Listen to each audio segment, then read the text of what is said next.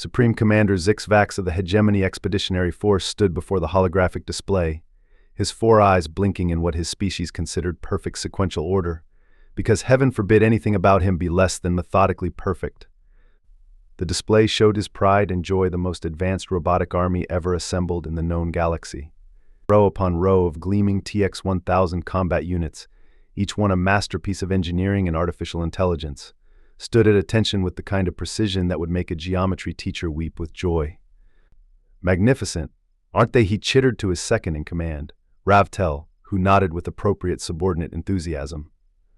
Each unit capable of processing 16 trillion calculations per second, equipped with self-repairing nano-mesh armor, and armed with plasma weapons that could vaporize a small moon. He paused for dramatic effect. Well, maybe a very small moon. Like one of those pathetic rocky ones that barely qualifies for astronomical classification. The robotic army had cost the Hegemony approximately the GDP of 3 solar systems, but who was counting? The finance ministry was, actually, and they weren't too happy about it, but that's a different story altogether. Supreme Commander Ravtel interrupted his admiration session, holding up a data pad with the kind of reluctance reserved for bearers of bad news and people who have to tell their spouse they forgot their anniversary. We've received the first reports from Colony World Nexus 7. Ah yes, our latest acquisition. Tell me, how many microseconds did it take our magnificent army to secure total submission? Well, Sir Ravtel's secondary antennae drooped, never a good sign. It seems we've encountered resistance. Zixvax's perfect eye-blinking sequence faltered. Resistance? From whom? The local wildlife? Don't tell me those 6-legged cow creatures have formed a militia. No, sir. It's the humans. The Supreme Commander actually laughed, a sound reminiscent of marbles in a garbage disposal. The Deathworlders? Those primitive bipeds who still use projectile weapons and haven't even figured out how to stop their own planet from overheating. Those humans. Yes, sir. They've actually managed to disable several of our units. Impossible. Zixvax waved all 6 of his upper appendages dismissively. Our robots are programmed with every known combat algorithm in the galaxy. They can predict and counter any tactical approach developed in the last 3,000 cycles. That might be the problem, Sir Ravtel ventured carefully. The humans aren't following any known tactical approaches. What do you mean? Well, according to the report, one of them knocked out a TX-1000 by throwing a container of fermented grain liquid into its primary sensor array while singing something called Sweet Home Alabama. Zixvax's eye-blinking sequence went completely haywire. Preposterous. They're nothing but primitive apes with delusions of adequacy. Deploy the entire 1st Division. I want this insurrection crushed before dinner. I'm having my favorite methane-based soup, and I won't have it spoiled by reports of human tomfoolery. As his subordinate scurried away to relay the orders, Zixvax turned back to admire his robot army once more. 16 trillion calculations per second, and not one of them had predicted that the Supreme Commander's perfect day was about to go perfectly wrong. Oh, how the methodically precise are about to fall. The deployment of the robotic forces was a sight to behold if you were into watching perfectly synchronized metal ballerinas perform a deadly dance of destruction. The Texas 1000s marched out of their drop ships with the kind of precision that would make a Swiss watchmaker question their life choices. Meanwhile, in what could generously be called the Human Resistance Headquarters and less generously called that abandoned warehouse with the suspiciously sturdy roof, Maya Mad Dog Chen was watching the robot parade through a pair of binoculars that had definitely seen better days, probably sometime during the last century. Would you look at that, she muttered, passing the binoculars to her second in command, Marcus Wrench Rodriguez. They're even color-coordinated. Nothing says we're here to subjugate your planet quite like matching chrome finish. Marcus adjusted the binoculars' focus with hands that were perpetually stained with machine oil. Nice of them to make themselves such shiny targets. You'd think an advanced civilization would have figured out camouflage by now. Maya ran a hand through her mohawk, dyed in exactly the kind of eye-searing neon green that tactical manuals specifically warned against. But then again, Maya had always treated military manuals less like guidelines and more like a list of creative suggestions to ignore. Status report on our arsenal, she asked, though she already knew the answer would be ridiculous by any standard military assessment. Marcus gestured to their weapons cache collection that would make any conventional military commander have an immediate aneurysm. We've got 17 slingshots, 32 modified potato guns, about 200 water balloons filled with various substances I'm pretty sure violate the Geneva Convention, and that one EMP device I built from a microwave in Jenny's old PlayStation. The PlayStation that never worked right after she rage quit Dark Souls. That's the one. Figure if it can fry itself, it can fry them too. The robots had begun their standard search pattern, a beautiful geometric expansion that would have looked great on a PowerPoint presentation, but completely ignored the fact that humans were about as geometric as a drunk giraffe on roller skates. Maya grinned, the kind of grin that had earned her the Mad Dog nickname that, and the incident with the space pirates and the rubber chicken, but that's classified. Time to introduce ourselves, wouldn't you say? The first skirmish began when Private First Class Texas 100042, or Bob, as Maya had already decided to call it, detected movement in its sector. Its advanced targeting systems locked onto what appeared to be a human female skipping through the rubble while singing what its database identified as its raining men, at a volume that suggested complete disregard for both tactical stealth and musical accuracy. TX-10000042's combat algorithms attempted to calculate the strategic purpose of this approach. After cycling through 47,283 known combat tactics, it came up blank. The robot actually tilted its head in confusion, a gesture that would have made its programmers very proud right before they had an existential crisis. That's when the first water balloon hit, coating its optical sensors in a mixture of glitter honey and what smelled suspiciously like discount cola. As the robot's cleaning protocols activated, 3 more balloons struck from different directions, each containing progressively more ridiculous substances. Combat inefficiency detected. TX-100042 broadcast to its unit. Human targets employing unknown substances. Strategic purpose undefined. Tactical advantage cannot compute. From her position behind a conveniently placed piece of rubble, Maya watched as the robots began to move in increasingly erratic patterns, their programming struggling to adapt to warfare techniques that apparently included weaponized soft drinks and theatrical performance art. "Look at them," Marcus whispered, adjusting something on his improvised EMP device that definitely wasn't covered in any engineering manual. "They're trying to find the pattern in the chaos." "That's the beauty of it," Wrench Maya replied, loading another balloon into her modified lacrosse stick. "There is no pattern. We're basically weaponizing a DHD and poor impulse control." As if to prove her point, somewhere in the distance, another human resistance fighter had begun blasting Baby Shark through salvaged speakers, causing an entire squad of robots to freeze as their pattern recognition software attempted to classify the song as either a psychological warfare technique or a violation of basic human rights. It was going to be a very long day for the Hegemony's perfect robot army, and Maya Mad Dog Chen was just getting started. If there's one thing humans excel at, it's turning absolutely anything into a weapon. Give a human a stick, they'll make a spear. Give them a rock, they'll make a tool. Give them an entire planet's worth of environmental hazards and, well, the robots were about to learn this lesson the hard way. Status report. Zix-Vax barked, his perfect posture now notably less perfect as he hunched over the tactical display. His eye-blinking sequence had devolved into something that looked more like a strobe light having a seizure. Sir Ravtel began, checking his notes with the air of someone who'd rather be anywhere else in the galaxy. "We've lost 3 squadrons to mud." "Mud." "Yes, sir. The humans discovered that our unit's leg actuators aren't calibrated for what they're calling mud wrestling. They've been leading our forces into swampy areas," and he paused, searching for the right words, teaching them interpretive dance, involuntarily. But that was just the beginning. Maya Mad Dog Chen had discovered something far more interesting, something she liked to call the glitch. It started when she noticed how the robots would occasionally freeze when encountering paradoxical situations. "It's like giving a computer a divided by 0 error," she explained to her team, while they huddled in their new base in abandoned mini-mall, because nothing says resistance headquarters quite like a former hot topic. "These robots are programmed to be logical, right? So what happens when we're completely illogical?" That's how Operation Confusion was born. Marcus Wrench Rodriguez had particular fun with this one, programming old Roombas to chase the combat robots while playing carnival music. The sight of a trillion-credit war machine being pursued by a vacuum cleaner blaring Calliope tunes was something that would have gone viral on space YouTube, if such a thing existed. Back on the Hegemony command ship, Zix-Vax was going through all 7 stages of grief simultaneously. "They're doing what now?" he screeched, his translator struggling to convey the proper level of indignation. The humans have discovered that our unit's target acquisition protocols malfunction when presented with unexpected stimuli, another officer reported. They've been staging what they call flash mobs in the middle of combat zones. Our robots are struggling to determine if they're facing a tactical formation or a synchronized dance routine.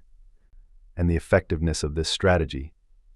We lost an entire platoon to something called the Macarena, sir. The Supreme Commander's left eye developed a twitch. Deploy the heavy assault units. All of them. But the humans had anticipated this. Maya had realized that bigger robots just meant bigger problems for the robots. They'd discovered that the heavy unit's advanced AI had an interesting quirk. They were programmed to protect smaller robots, like heavily armed robot parents.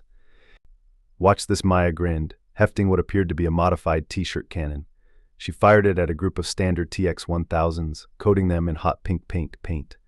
The heavy assault units immediately moved to protect their children, only to find themselves stuck in a narrow street that their massive bulk couldn't navigate. Did you just weaponize parental instincts against robots? Marcus asked, equal parts impressed and disturbed. Yep, also the paint has glitter in it, because if we're going to break their processors, we might as well make them fabulous while doing it. The psychological warfare aspect reached new heights when the Resistance discovered that playing certain human music caused the robot's pattern recognition software to have what could only be described as a digital aneurysm. They set up speakers throughout the city playing everything from death metal to polka, often at the same time. Sir Ravtel reported, his antennae now permanently drooped. The humans have begun using something they call dubstep. Our units are trying to classify it as either music or a weapon malfunction. 3 more squadrons have crashed attempting to dance and fight simultaneously. Zixvax's perfect command center was now littered with empty methane soup containers and what appeared to be alien stress balls. How? We programmed them with every known combat algorithm. That might be the problem, Sir Ravtel ventured. The humans aren't using known combat algorithms. They're not using algorithms at all. Yesterday they defeated an entire squadron by challenging them to a game of Simon Says. Simon Says. Yes, sir. Apparently the robot's primary directives include following orders, but their processors can't handle the paradox of orders coming from an unauthorized human named Simon. The Resistance's guerrilla tactics had evolved beyond mere survival into something approaching performance art. They'd started rating the robot's deaths with Olympic-style scoring cards. Maya had given a particularly spectacular mechanical meltdown a perfect 10, though Marcus argued it deserved a 9.5 due to lack of artistic interpretation. These humans, Zixvax muttered, staring at footage of a robot attempting to process a human playing hopscotch through a minefield while juggling active grenades. They're not fighting a war. They're treating it like a game show, Sir Ravtel finished, and they've just announced the bonus round. As if on cue, the tactical display lit up with new activity. The Resistance had somehow reprogrammed the city's ancient traffic light system to flash in patterns that made the robot's visual processors think they were simultaneously facing red and green lights. The resulting logic loop had an entire battalion doing their best impression of a rave party. Maya watched the chaos unfold from her perch atop an abandoned billboard, her neon green mohawk glowing in the setting sun. You know what they say?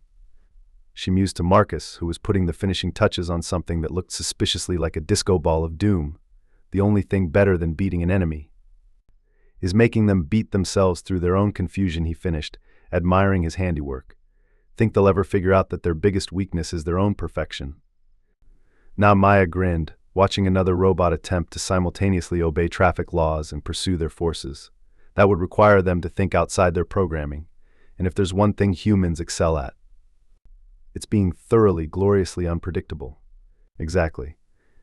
Now, who's ready for Operation Electric Slide? The capital city of Nexus 7 looked like what would happen if a modern art museum had a baby with a Warzone. Broken robots decorated the streets in various poses that could either be interpreted as catastrophic failure or contemporary dance. While the morning fog rolled in with the kind of dramatic timing usually reserved for movie climaxes. Maya Mad Dog Chen stood atop the Resistance's newest headquarters, a repurposed mini golf course. Because at this point, why not surveying their masterpiece? Hundreds of salvaged robot parts had been arranged into what looked like an entire division of TX-1000s, all positioned with the precision that would fool any long-range scanner. The fact that some wore party hats was purely for morale purposes, of course. Operation Tin Man is ready, Marcus reported, wiping grease from his hands. Though I still think calling it that is tempting fate.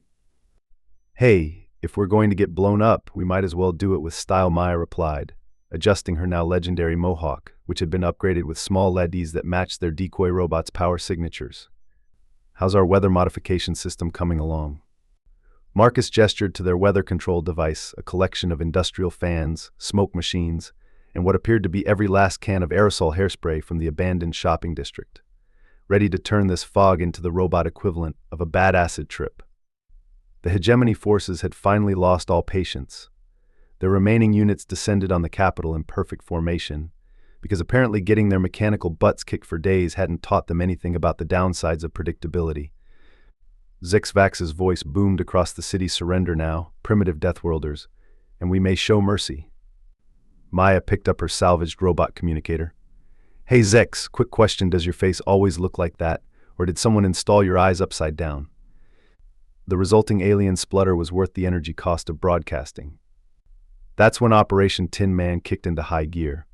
The decoy robots suddenly activated their salvaged power cores, creating heat signatures that sent the enemy targeting systems into overdrive. But the real genius was in the details. Each decoy had been programmed to emit fragments of corrupted TX-1000 code, making them appear as malfunctioning allies. Help. Fellow units, the decoys broadcast human resistance too. Awesome. Cannot compute their radical strategies. The enemy robots actually hesitated, their protection protocols conflicting with their combat directives. That's when Marcus launched his diversionary attack, leading a team of resistance fighters in what could only be described as a post-human circus performance. They rode into battle on modified motorcycles, each trailing holographic projectors that made them appear to multiply like a glitch in the Matrix. The robots' targeting systems tried to track dozens of identical Marcuses, all performing different Broadway musical numbers while throwing water balloons filled with magnetic paint. Status report Zixvax demanded from his command center. Sir Ravtel responded, the humans appear to be everywhere and nowhere, and they're performing Singin' in the Rain with actual rain. The weather modification system had turned the morning fog into a technological nightmare. The combination of artificial precipitation, electromagnetic interference, and what Marcus swore was just regular glitter. Narrator's note, it wasn't created a soup of conflicting sensor data. But this was just the distraction. While Marcus conducted his symphony of chaos, Maya led a small team toward the robot command center. They moved through the city's maintenance tunnels, their path cleared by what they dubbed the Roomba Special Forces. Combat robots that had been reprogrammed through the judicious application of spray paint, duct tape, and what Maya insisted was the power of friendship. Remember, Maya briefed her team, these robots think in straight lines, so we're going to think in squiggles. They emerged from the tunnels into absolute pandemonium. Above ground, Marcus had initiated Phase 2 Electric Boogaloo. His teams had deployed their secret weapons, modified drone speakers playing a mixture of Baby Shark, heavy metal, and classical music, all run through an algorithm designed to create the robot equivalent of a migraine. The enemy units were struggling to maintain formation as their audio processors tried to classify the cacophony as either a weapon or really avant-garde performance art. Several robots had simply sat down and appeared to be contemplating their digital existence. Maya's team reached the command center's perimeter, where they faced their biggest challenge, a wall of heavy assault units. That's when she pulled out their trump card, a homemade device that Marcus had lovingly dubbed the logic bomb. Hey, big guys, Maya called out. Quick question, this statement is false. Please process. The robots froze as their logic circuits encountered the classic paradox. Maya almost felt bad as their processors began smoking. Almost. Inside the command center, Zixvax was having what his species' equivalent of a nervous breakdown looked like. His perfect eye-blinking sequence had devolved into what appeared to be interpretive dance. They're not following any known tactical doctrine, he screeched.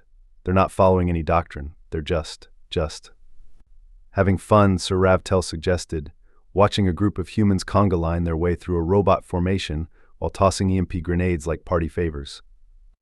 The battle reached its crescendo as nature itself seemed to join the resistance.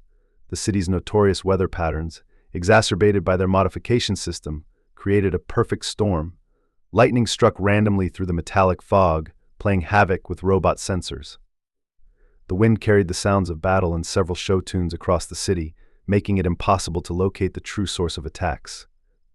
Marcus's teams had now switched to Phase 3 Return of the Jam, broadcasting corrupted navigation data that had enemy units literally dancing in the streets. Some had formed a conga line of their own, though this was less intentional and more a result of cascading programming errors. Sir, a tactical officer reported to Zixvax, we're detecting multiple critical system failures across all units. They appear to be trying to process the concept of interpretive dance as a valid combat strategy. Maya's team finally reached the command center's core.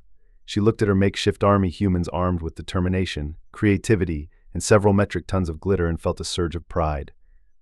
Remember, people, she announced, we're not just fighting for humanity here. We're fighting for the right to be gloriously, chaotically, ridiculously human. With that, they launched their final assault, armed with everything from reprogrammed Roombas to bubble machines modified to disperse electromagnetic interference. Turns out soap bubbles conduct electricity when properly motivated. The robots never stood a chance against opponents whose strategy could best be described as what if Sun Tzu was really into performance art. The battle for Nexus 7's capital would go down in history as the day humanity proved that sometimes the best weapon isn't superior technology or perfect programming, it's the ability to think so far outside the box that the box becomes irrelevant. That, and a truly impressive amount of glitter. As the battle for Nexus 7's capital reached its fever pitch, Maya Mad Dog Chen finally revealed why she'd spent weeks collecting every broken robot, defunct electronic device, and that one weirdly persistent Tamagotchi that refused to die. It wasn't just about building decoys, it was about creating the galaxy's biggest, most ridiculous game of dominoes. You know what the problem with perfect programming is? Maya announced over the city's commandeered communication system, her voice carrying the kind of confidence usually reserved for someone holding a royal flush in poker. It's predictable. And predictable things can be played like a fiddle, a very expensive, chrome-plated fiddle. In the command center, Zixvax watched in growing horror as his tactical display revealed the true pattern of the human resistance's apparently random actions. Every broken robot, every seemingly chaotic skirmish, every impromptu dance number had been positioning pieces of a massive circuit, turning the entire city into one giant electromagnetic pulse generator. No, he whispered, his perfect posture crumbling like a Jenga tower in an earthquake. That's not possible. They're primitives. They still think cat videos are the height of entertainment. Sir Ravtel interjected, his antennae twitching with what might have been suppressed admiration. I believe that's exactly why they're winning. When was the last time a cat did anything logical? Marcus Wrench Rodriguez stood atop the city's central power station, surrounded by what looked like a mad scientist's garage sale. The contraption before him was a masterpiece of human improvisation, a combination of salvaged robot parts, modified PlayStation components, and what appeared to be several dozen microwave magnetrons arranged in a pattern that would make Tesla proud and OSHA representatives faint. Ready for the grand finale, called over the comm. Hit it, Wrench Maya responded. Let's show them why you never underestimate a species that invented parkour for fun. The first phase of their master plan activated as hundreds of decoy robots suddenly changed their broadcast signals, flooding the enemy's network with data packets containing nothing but cat memes and vintage Vine compilations. The enemy units froze, their processors attempting to understand why humans had spent years recording 6-second videos of themselves doing increasingly ridiculous things. That's when Maya's team, who had infiltrated the command center, initiated Phase 2. They didn't hack the robots, that would have been too predictable. Instead, they introduced them to the concept of existential philosophy through interpretive dance. What is the meaning of your programming? One resistance fighter asked a heavy assault unit while performing the Macarena. If a robot dances in the forest and no one is around to rate its performance, does it still get a perfect score? The robot actually sat down, overcome by the weight of philosophical inquiry. As the enemy forces struggled with their unexpected metaphysical crisis, Marcus activated his jury-rigged EMP device. But this wasn't just any electromagnetic pulse, this was an EMP choreographed to the rhythm of Never Gonna Give You Up. Because if you're going to crash an alien robot army, you might as well rickroll them into oblivion. The pulse rippled through the city in waves, following the circuit they'd spent weeks creating. Each broken robot, each strategically placed piece of metal, each carefully positioned conductor lit up in sequence, creating a light show that would have made both Tesla and Broadway jealous. Zixvax watched his perfect army collapse in what could only be described as a synchronized system failure with jazz hands. His tactical display showed unit after unit succumbing not just to the electromagnetic pulse, but to the fundamental inability to process human unpredictability. How he demanded, all four eyes wide with disbelief. How did you overcome our superior technology, our perfect programming? Maya stepped into the command center, her lead-enhanced mohawk still somehow perfectly styled despite the chaos. That's the thing about humans, Zix. We don't need perfect programming. We've got something better, the ability to look at the rules, decide they're more like guidelines, and then draw mustaches on them. But our combat algorithms were designed to counter logical strategies, Marcus added, joining Maya with what appeared to be a disco ball made from robot parts under his arm. Humanity's greatest strength isn't our technology or our weapons. It's our ability to be completely, gloriously illogical when the situation demands it, and sometimes just for fun. The final wave of the EMP washed over the city, accompanied by the triumphant chorus of Rick Astley's signature song. As the last of the robot army fell, their rigid programming finally overwhelmed by humanity's chaos theory in action, Zixvax realized a fundamental truth: he had not just been defeated, he had been thoroughly, spectacularly, and rather entertainingly schooled. In the aftermath of what would become known as the Great Robot Rave of Nexus 7, much to the consternation of serious military historians, the city looked like a techno-party had collided with the scrapyard, and the scrapyard had won. Deactivated robots stood frozen in various poses, many still mid-dance move, creating what Maya insisted was technically a modern art installation. The Hegemony's withdrawal was less a strategic retreat and more a desperate attempt to preserve what remained of their dignity.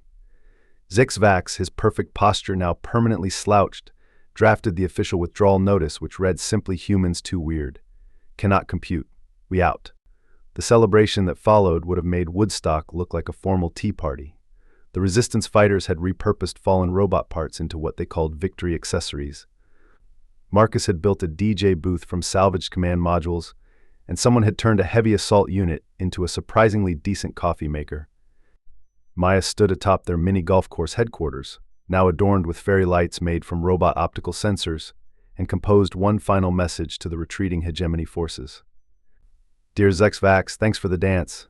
Next time you want to invade a death world, remember, sometimes the most powerful weapon isn't the one with the best programming, it's the one that knows all the words to Bohemian Rhapsody. P.S. We kept some of your robots. They make excellent backup dancers." She signed it with a flourish and added a postscript, "PPS. We taught the remaining TX-1000s to do the electric slide. You're welcome."